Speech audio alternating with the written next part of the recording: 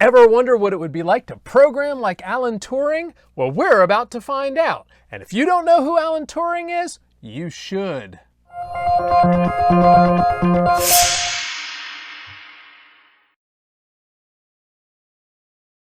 Now, I'm really bad about keeping up with the comments. If you've sent me a comment in one of my YouTube videos, you know that I don't respond all that quickly. Hey, I'm making videos. What do you expect?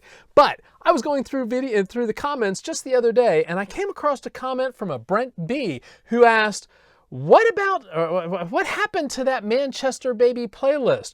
Where's the next lesson? Well, I'm sorry. I guess it's been a couple of months. But here it is, the next lesson.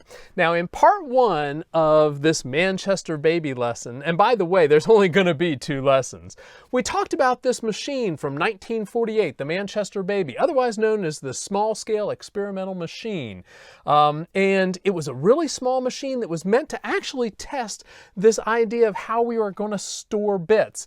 They had a tube, a display, a CRT on the front of the machine, one of 4 displays that displayed the bits that were in one of 3 places, either the store, the accumulator, or something called the control, which was basically a program counter and an instruction pointer. Now, in the previous lesson, we talked about this assembly language that we would use in order to get code to run.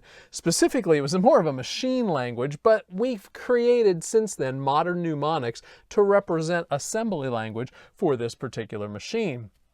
Now, as far as I understand, only 3 programs have been written on the Manchester Baby. Only 3 programs were written, and all 3 of them were really based on division. One was to figure out the highest proper factor of 2 to the 18th. That one was written by Tom Kilborn, one of the developers of the machine. Jeff Tootle, I think, also wrote a similar machine or kind of a similar program. And then the 3rd program, written by Alan Turing. And this idea of division, he did long division. And the way you do division with this machine, because there was the only arithmetic operation was subtraction. And so what you do is you've got an accumulator and it's got a value that you want to divide by another value. And so you just keep subtracting that divisor into that value, and it gets smaller and smaller and smaller until it gets to the point where it is smaller than the number you're dividing it by. And then you've got, if you counted how many subtractions occurred, you've got the quotient. And whatever that smaller value was, that was your remainder. And if the remainder was 0, you had a proper factor. All right, so just a simple arithmetic operations. So if we're going to do some programming on this, we need to know a little bit more about the basic structure. Now, in a previous lesson, in one of our computer organization lessons, we talked about the memory hierarchy. These layers of these components that are storing data or instructions, and how far they are from the processor. At the very point here of this triangle, we've got the processor. And the farther you get away, the larger the capacity is. The cheaper it is to store bits in those different memory devices, but also the slower. So you like to get some of the important stuff as close to the top of this processor, top of this memory hierarchy as you can. At the very top, we have registers. Now, the Manchester Baby only had 2 registers. It had CI and A. Now, CI was the control. And as I said before, this is equivalent to what we call today a program counter, or sometimes it's called an instruction pointer. All right. Now, sort of. Whenever we look at a program counter or an instruction pointer, their purpose is to point to the next instruction to execute. As far as the control, CI, was concerned, it actually pointed to the address right before the next instruction to execute. So anytime we were going to execute an instruction, the first thing you do is you increment CI so that it's pointing to the next instruction, Then you execute that new instruction, that next instruction that we're pointing at. That kind of made it a little difficult to do the programming, because whenever you were doing a jump or whenever the system was reset and you were starting at address 0, you had to know that the first instruction that we were going to execute wasn't the one that the control was pointing at, it was the next instruction. Now, A was the accumulator, and that was where you did all your mathematical operations. Really just a couple of them, right? The one operation was to load, and that would be actually loading the negative of what we had in memory. You could do a store the accumulator to memory, and then you had this subtract. Now, in our standard memory hierarchy, the next level is the cache level, the different levels of caches. There was no cache with the Manchester baby. So we're going to skip over that one to the next level. This one is basically main memory. Now, main memory, yes, the Manchester baby did have a main memory. It was referred to as the store, and it was a 32 memory location. Each one of those memory locations was 32 bits. So you had a 32 by 32 memory that you could store values in. Now, when we go back to those programs that were written by, for example, the one that was written by Tom Kilburn, that one had 17 instructions and used 8 memory locations for data. So it had a total of 25 memory locations that it used in order to perform this factoring of 2 to the 18th. So all of our programs are going to have to be pretty simple. We're going to have to be able to compete and to contain them in 32 by 32. Now, the last level, the bottom level in our memory hierarchy is long-term storage. Now, long-term storage are things like hard drives and optical drives and so forth. No, we had no long-term storage with the Manchester baby.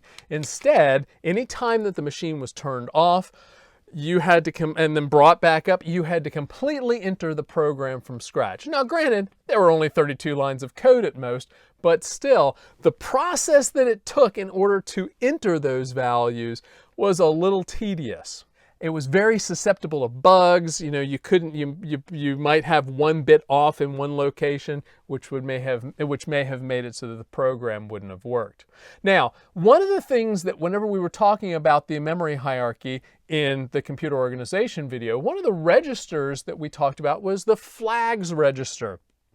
And the flags register specifically, there were a lot of things that the flags register did for us, but one of the important things it did for us was it allowed us to do something called conditional execution.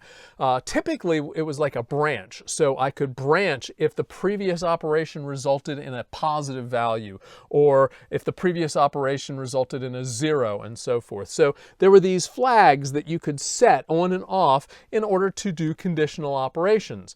There were no flags. There was no flag register in the Manchester baby, but the A register, the accumulator, the most significant bit of the accumulator could be used as a sign flag because, well, we'll just sign bit. There's only one of them. Now, the key is that we used 2's complement arithmetic with the Manchester baby. They used 2's complement arithmetic with the Manchester baby.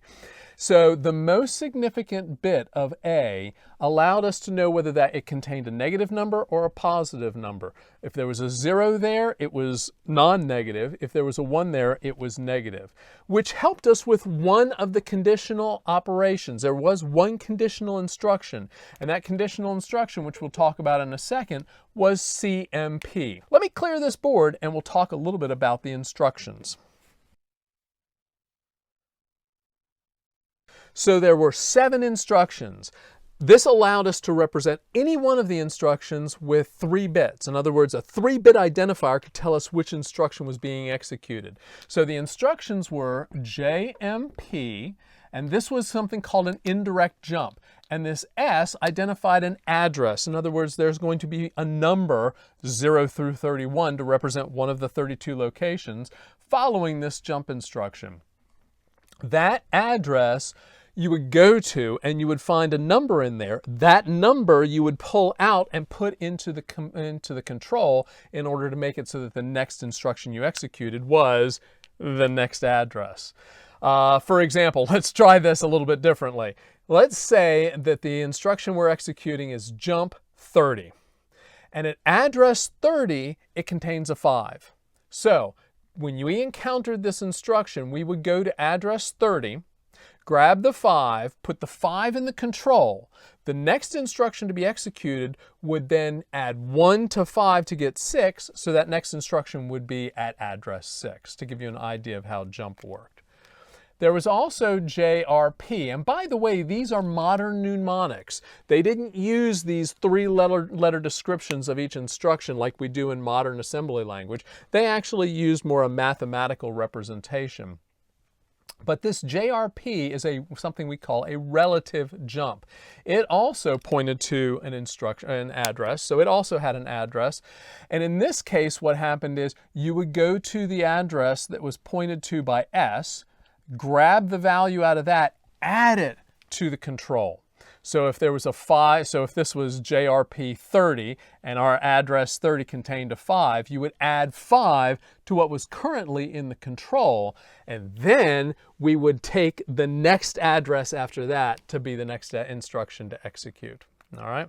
Now we had 2 memory operations. There was load negative. It also required an address, so it went to that address, took the 2's complement of that, made it negative in order to load that into the accumulator. So it basically inverted the sign of whatever was contained in S, put that in the accumulator.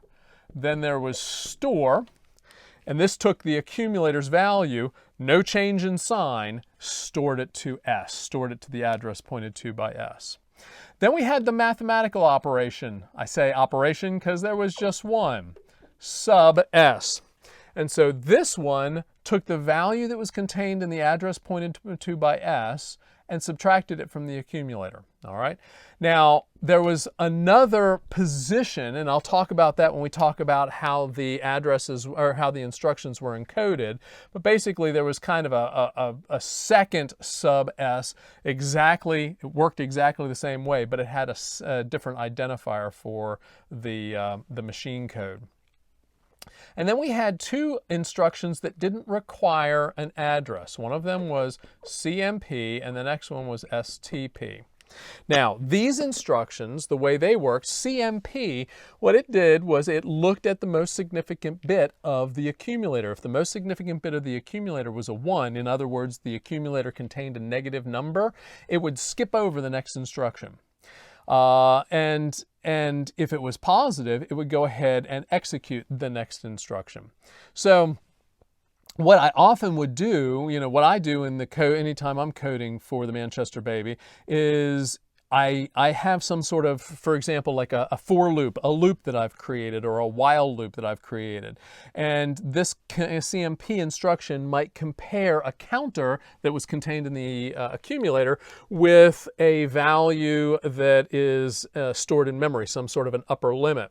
And so I would do a compare, and after doing a subtract from the accumulator, I would subtract that upper limit. And if the upper limit was greater than what was contained in the accumulator, the result would be negative, and I'd jump over the next instruction.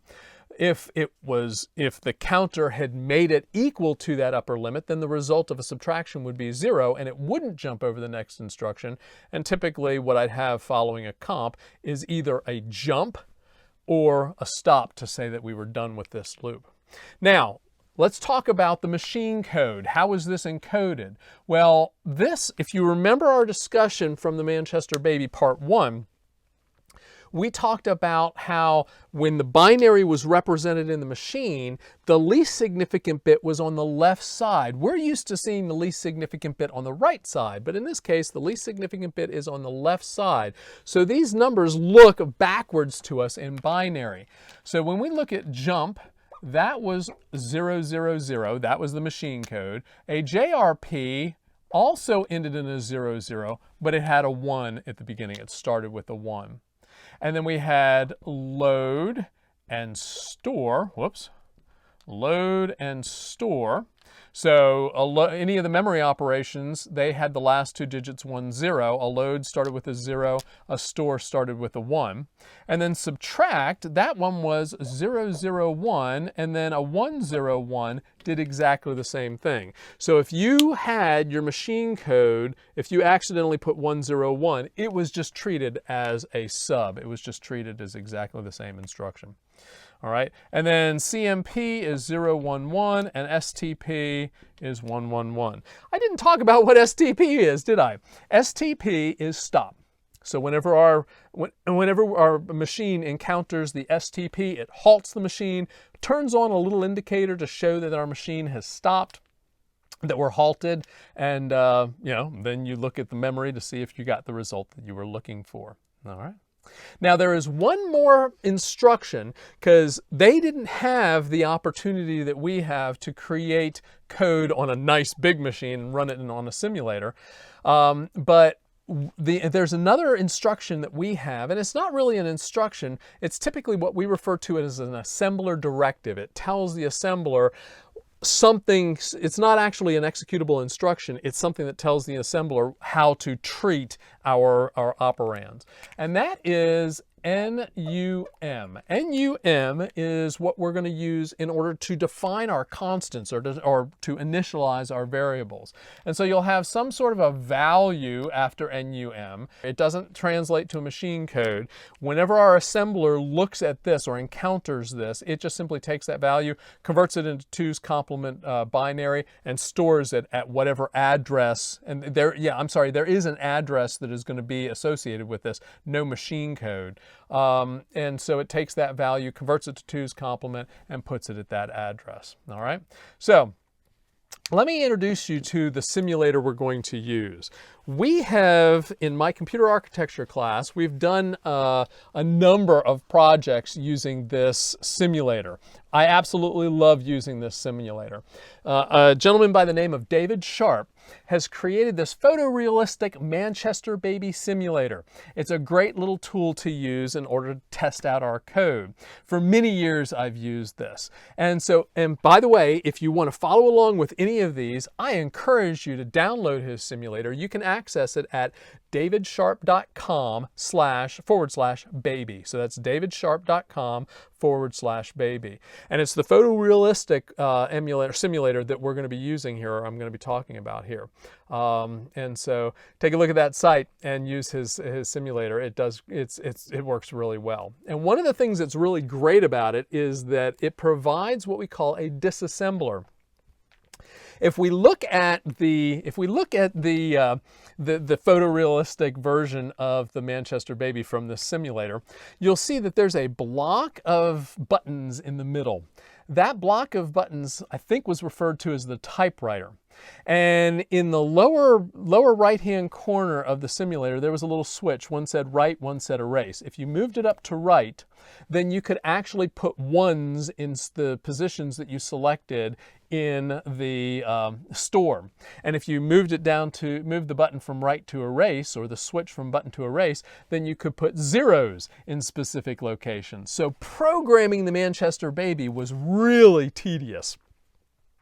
So if you look at the top of the simulator, what you've got is the display, right? And so the display is, you can look at either the control or the accumulator or the store. Now in general, if you were looking at the control, you had the same value on all 32 lines. Similarly for the accumulator, if you were looking at the accumulator, you were looking at the same value on all 32 lines. The control there was a special case where it alternated back and forth, but for the most part, what you're looking at is just the control is going to be duplicated on all the lines. If you're looking at the store, it's going to show you all 32 addresses for the store. Now, right below the typewriter, you'll see a set of switches. Now, not all of these were connected, but there were 5 of them that were connected, and those 5 allowed you to select an action line.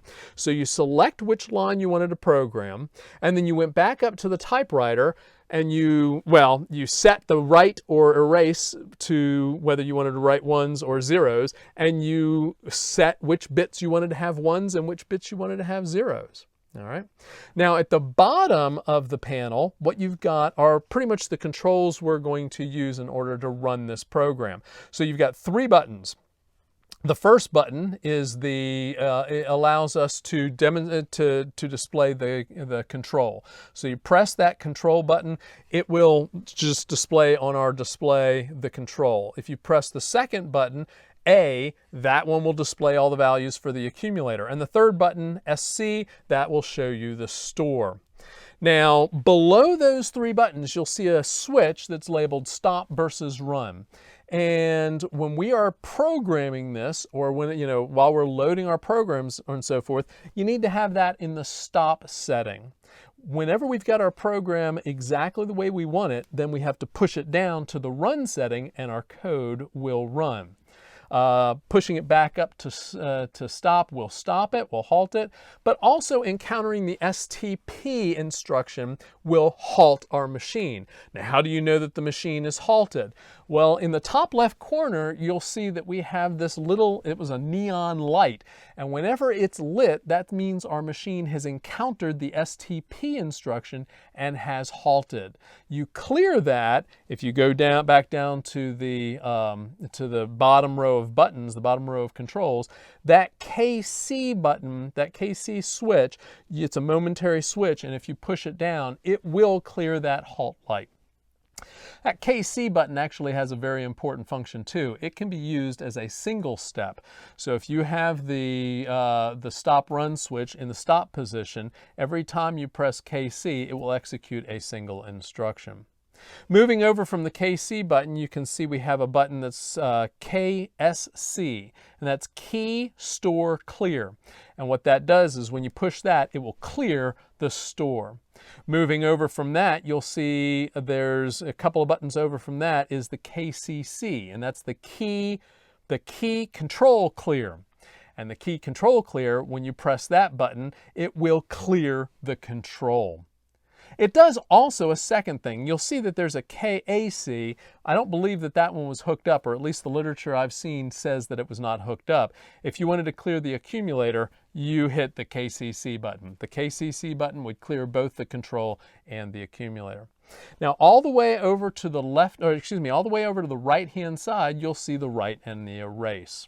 And so there's the controls, the general controls for how we're going to use this Manchester baby. Now the key is we're not going to be programming it with that write and erase button and all the keys on the typewriter. Instead, we're going to program this in a text editor provided by David Sharp that allows us to create, and we've got a window that is an editor where we can edit our assembly language code, and then we can save to store, and it'll store it in the store. If we hit load from store, it will actually take what's in the store and disassemble it so that we can see the code that exists in the machine. Now, how do we run it? Well, I'll show you with a little bit of a demonstration, but there are some things that you need to understand. The first thing that you need to understand is that in order to get the program to run, all of the, there's those 5 switches in that middle row which allow us to set the action line. All of those have to be switched down in order for us to successfully execute a line of code. Those 5 switches, up is a 0, down is a 1, so I can actually select any action line. But when I'm running my code, all of those need to be in the 1 position. I also need to make sure it's important that the write erase is in the right position. And I think that's about it. I'll actually show you when we do a demonstration. So we're about to write 3 quick programs. The first program is going to be just a counter that just does an infinite counting. It just simply counts up and without any stop. Then the second program, we're going to add an upper limit to that counter so that it simply counts until it reaches a level and it stops. So this will give us the opportunity to perform what kind of looks like a while loop, right? So we'll do something as long as the counter is below a certain value. And then the third thing we're going to do, well, if you've been in computer science for any time, you've probably written a function that will calculate the nth element of the Fibonacci sequence. That's what we're going to do next.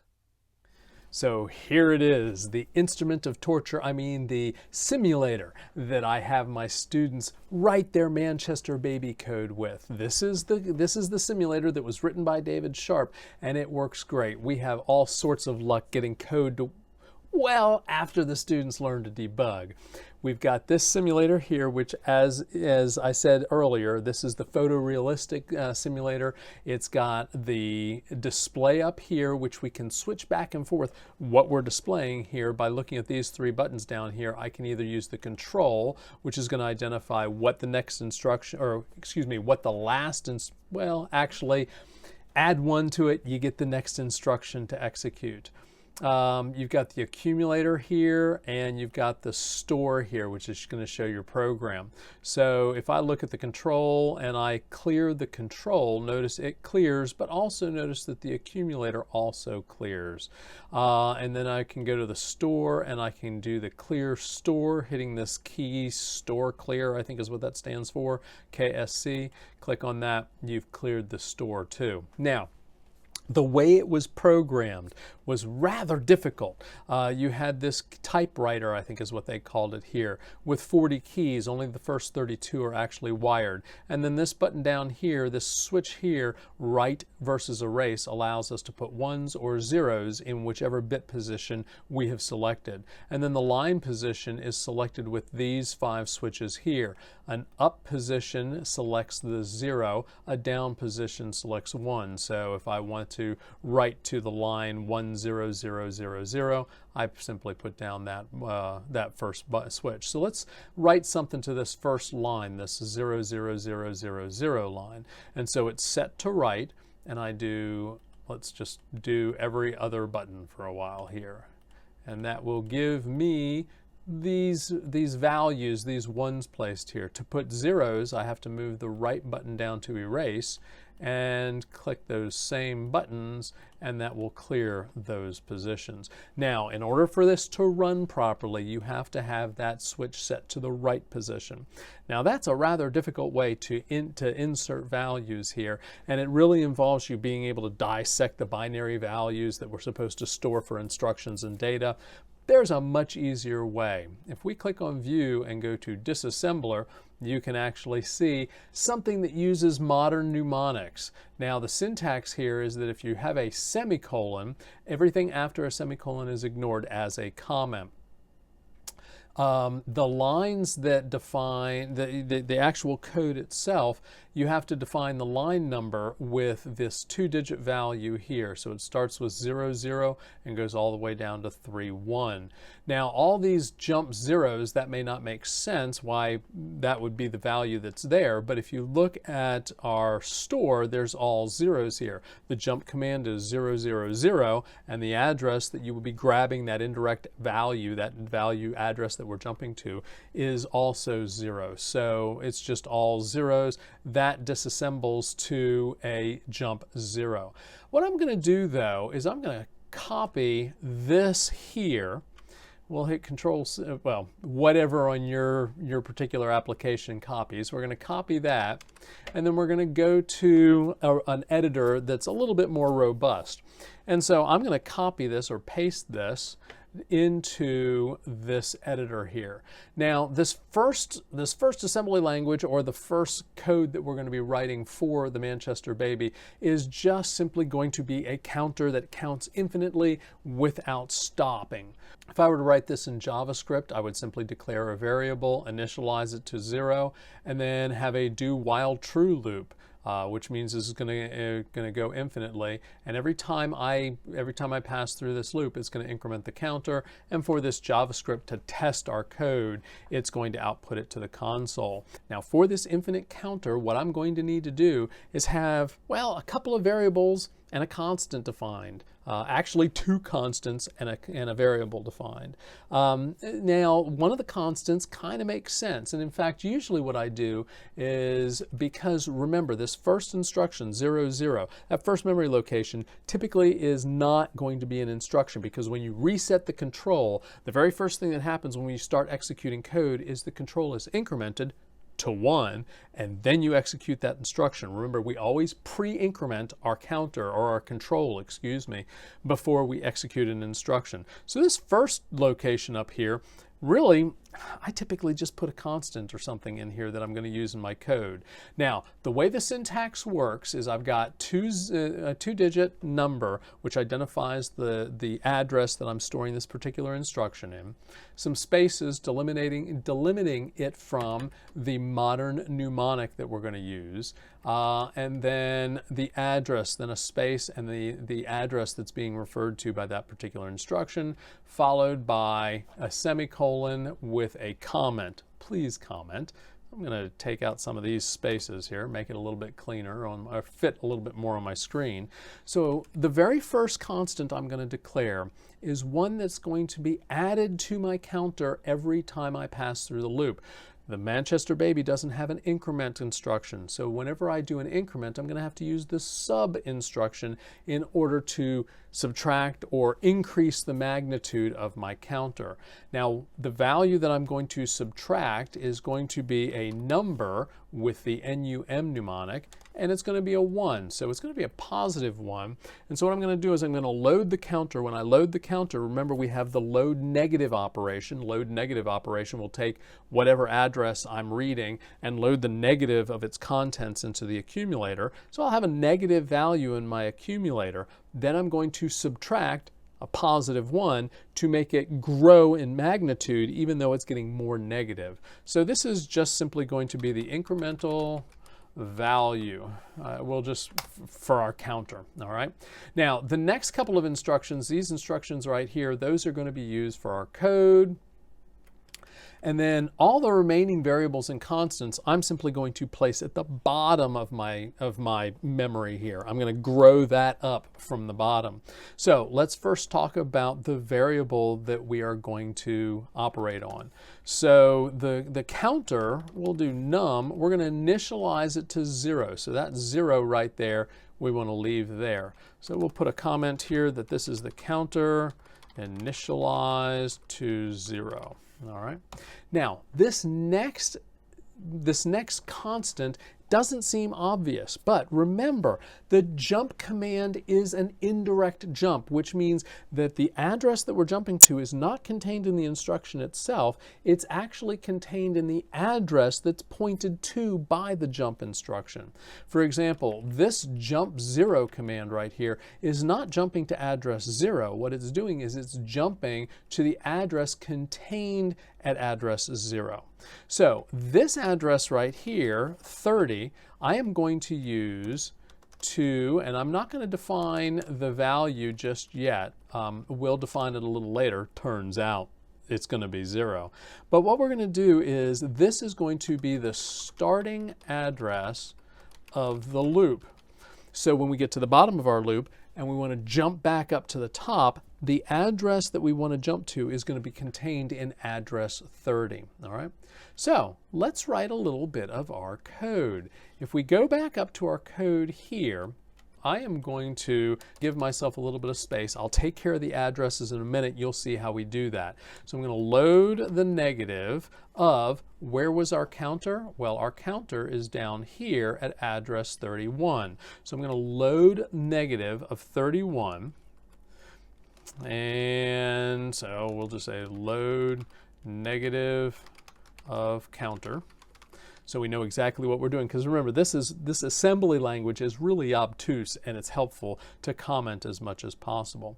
Now we've got the negative of the counter, so what I need to do now is subtract what our incremental value is. So that's going to be subtract 0. So it's going to take the 1 here, subtract it from our current value in the counter. So we're basically going to increment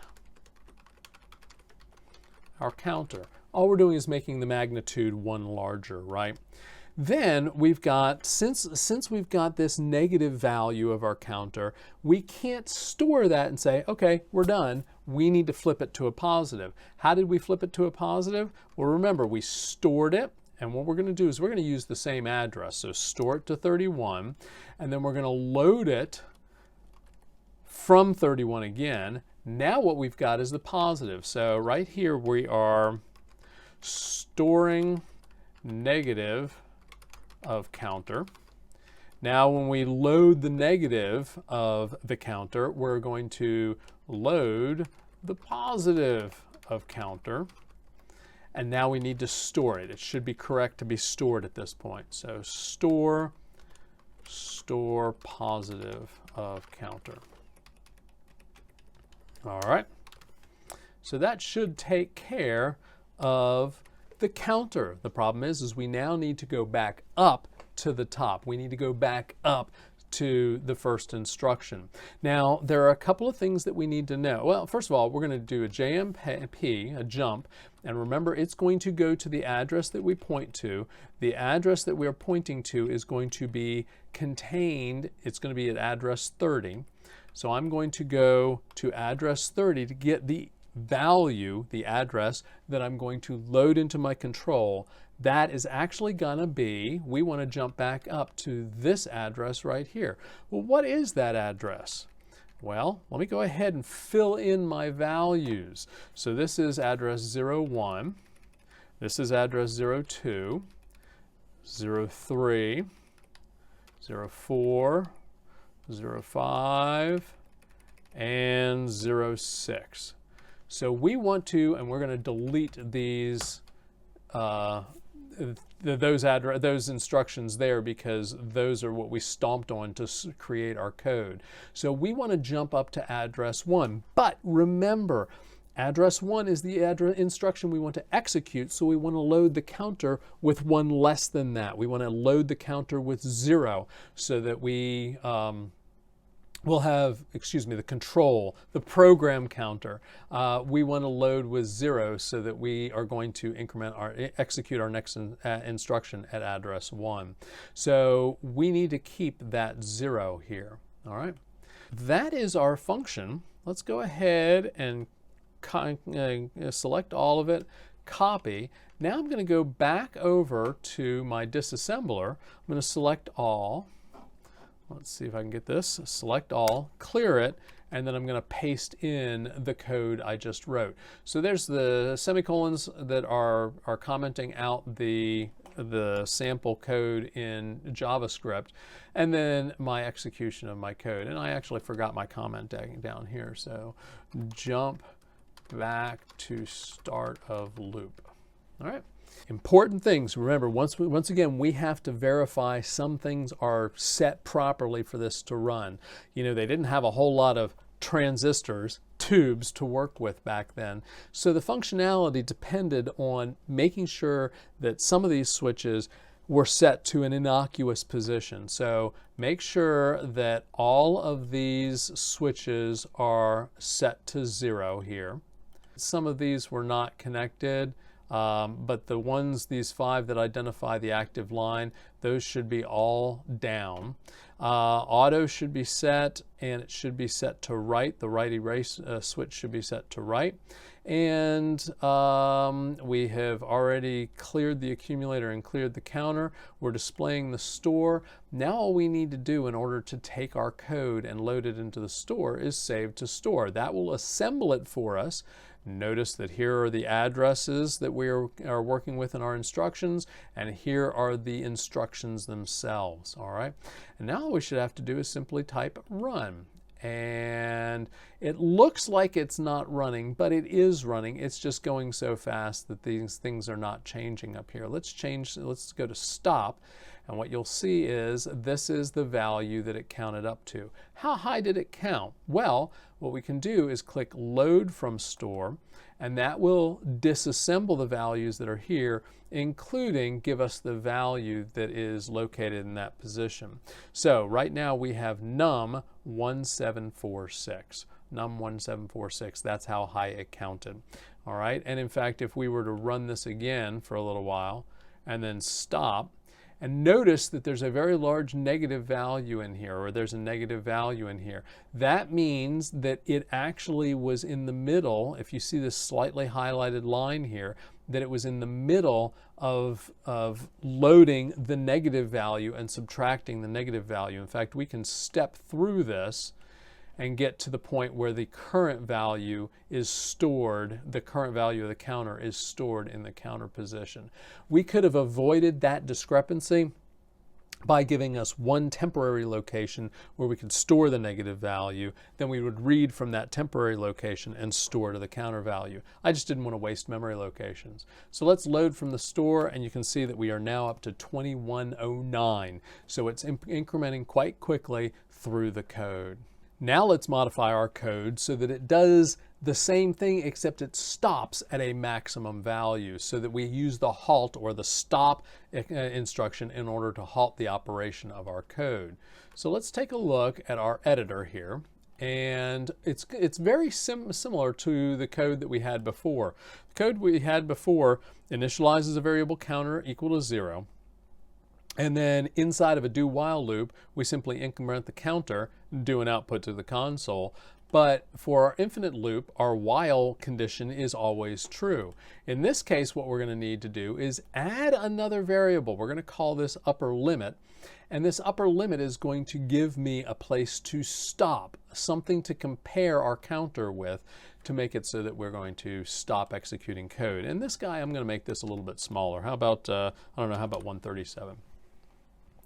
Now, what is our code going to look like? We're going to just build off of the code from our previous exercise. So I'll copy that, paste it over here. Now, what we need to do is this jump right here, we're going to have to do a compare. We're going to have to determine whether or not to halt the machine or continue on just before executing this jump. The way that's going to work is, well, I need to have another variable, another memory location, in this case actually a constant, that we're going to reserve for that maximum value. So if I go up to here and I just simply said upper limit, so location to store upper limit, and what did we say? Num 137.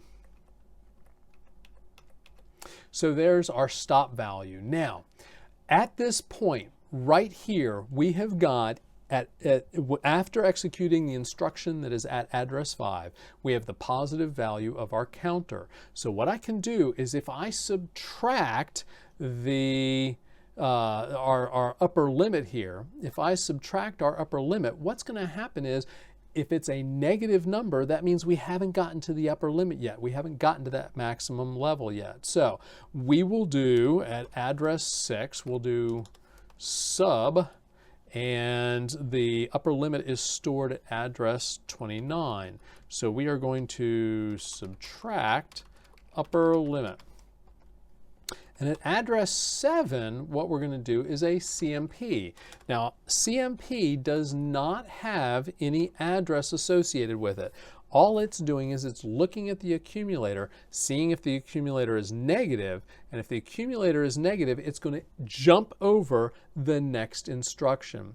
So what I can do is, let's see, jump over next instruction if, and we'll just simply say upper limit is greater than counter.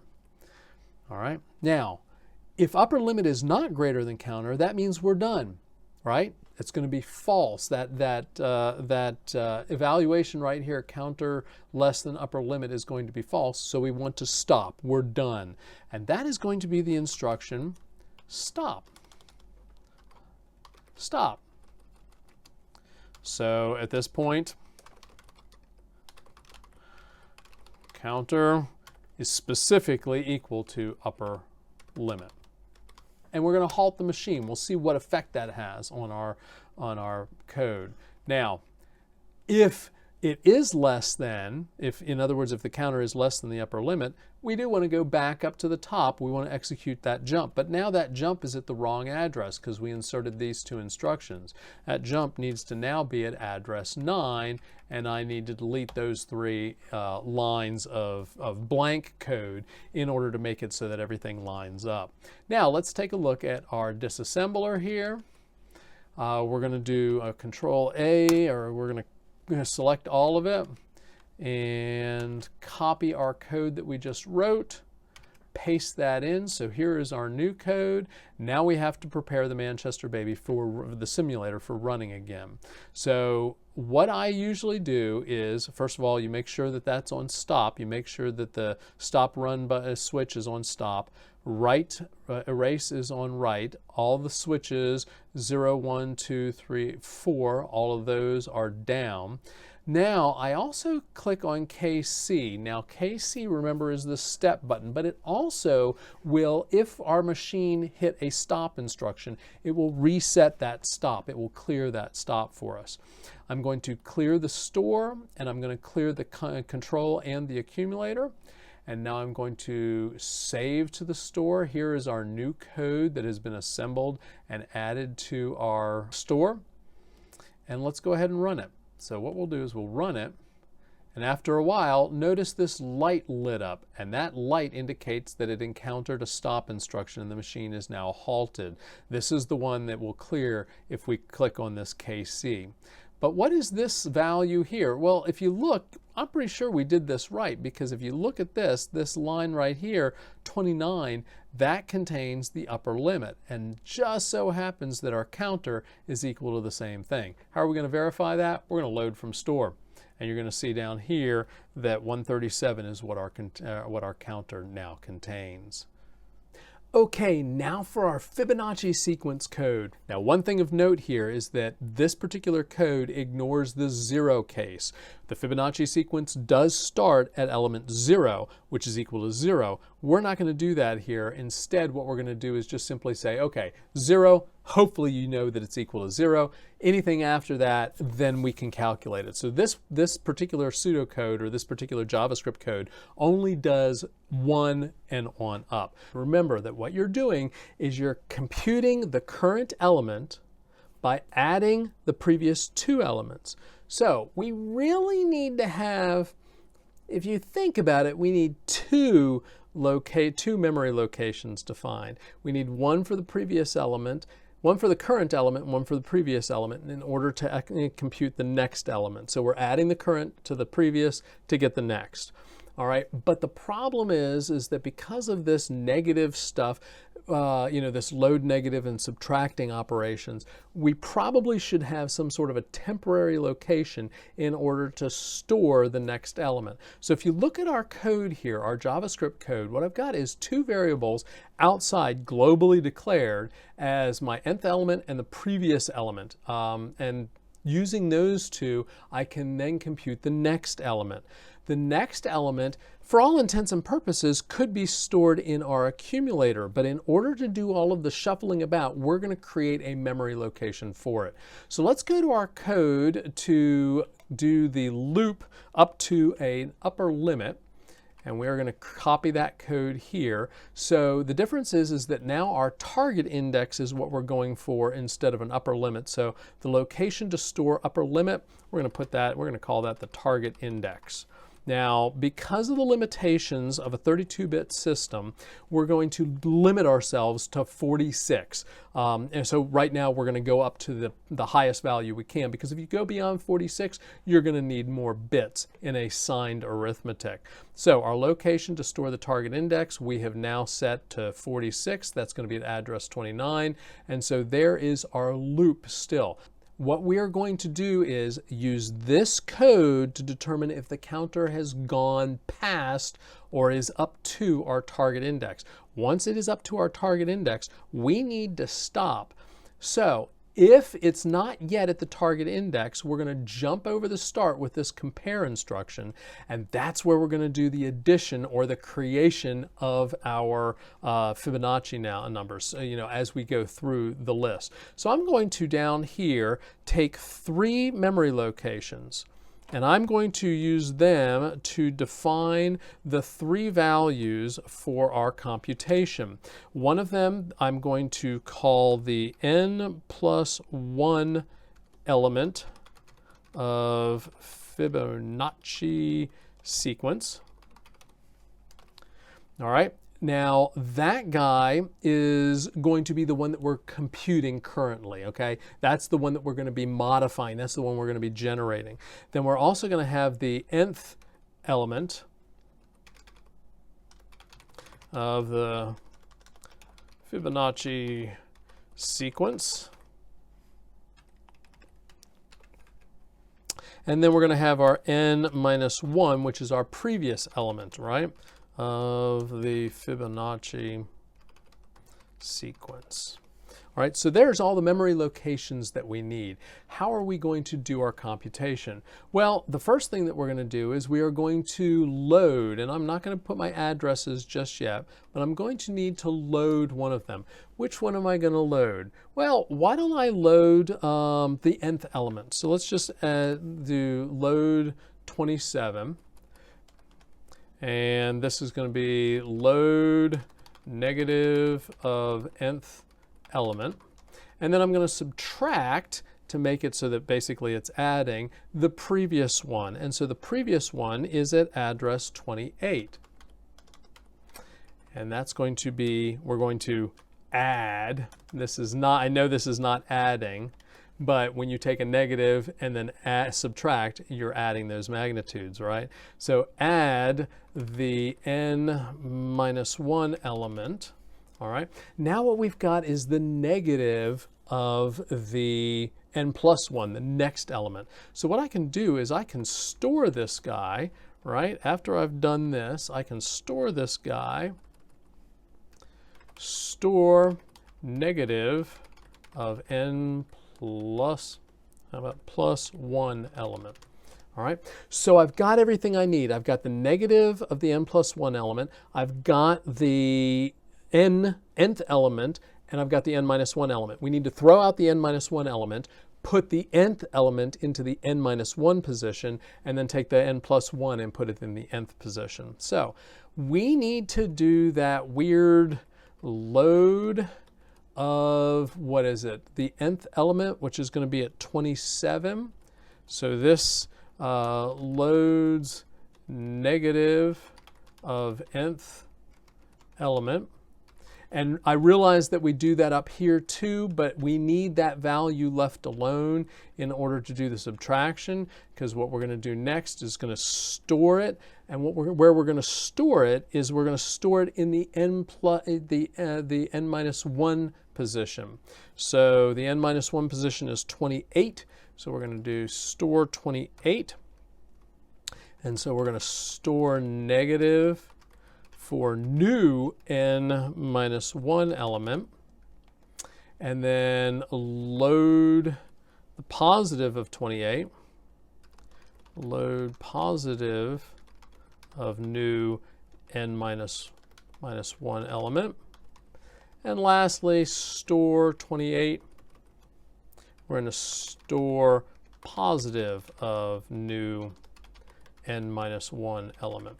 All right, so we've shifted the nth element to the n minus 1 position. Now we need to take the n plus 1 element and shift that into the nth position. Now understand that the last thing we did was we stored the negative of the n plus 1 element. So when we read it, it's going to be positive. All we should have to do is store it. So we're going to now load, what was the n plus 1 is at 26, right? And so we're going to load positive of new nth element, all right, and then store it in the correct position, which is 27. So we're going to store it, store positive of new nth element. All right, and we're good. Now what we need to do is, I guess, continue on with the next iteration, right? We need to figure out what these addresses are. So this is, what, 9, 10, right? And so this guy's 11, 12, 13, 14, 15, 16, 17, which means this jump is 18. Put some spaces in here. Let's make sure that all these guys are lined up. All right, so now we need to delete all of the addresses that we have used for our code. And now that we've got our code written, there's one other thing that we need to do. If you look up here at this nth element of our Fibonacci sequence, we had initialized it to 1 because remember the Fibonacci sequence goes the 0th element is 0, the first element 1 is 1. Those are kind of the two initialized values. We need to come down here to the nth element of our Fibonacci sequence and initialize that guy to a 1, or it's just simply going to add zeros over and over again. So we'll go ahead and save this guy, and we'll select all, copy it, move over to our disassembler. We will select all, clear it, and paste in our new code the way it's supposed to be. Now we need to set up the baby simulator in order to execute this code. We're going to turn this to the stop run to stop. Make sure, verify that right erase is set to right. All of our line select buttons are pushed down. We're going to hit KC because we want to clear this, the halt light. So we clear that, the machine is no longer in a halt state. We're going to clear the store, that clears the values that are there, and then KCC is going to be hit in order to clear both the accumulator and the control. Now we need to save to the store. That's going to assemble our code for us. And if you look here, what we've got is this bottom line is the counter initialized to 0. This line here is going to be the starting address of our loop, so we can loop back up to the top. This is going to be the target index, and then we've got the n-1 element, the nth element. So this line right here is where we're going to be seeing the results, and then our n+1 element. So let's go ahead and run this guy and see what happens. All right, now is this the nth element of the Fibonacci sequence? Well, let's load from the store. And what we've got is for that particular position right here, that should be the nth element of our Fibonacci sequence. Notice that the negative is still in the n+1, but right there is the nth element of our sequence. Is it right? You're going to have to trust me. So there you go.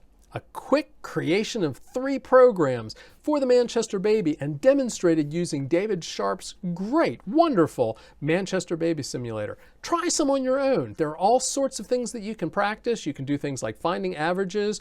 Whenever you look at some of the original programs, they did long division in order to find prime numbers and so forth. So why don't you try things out? Download a simulator, have fun.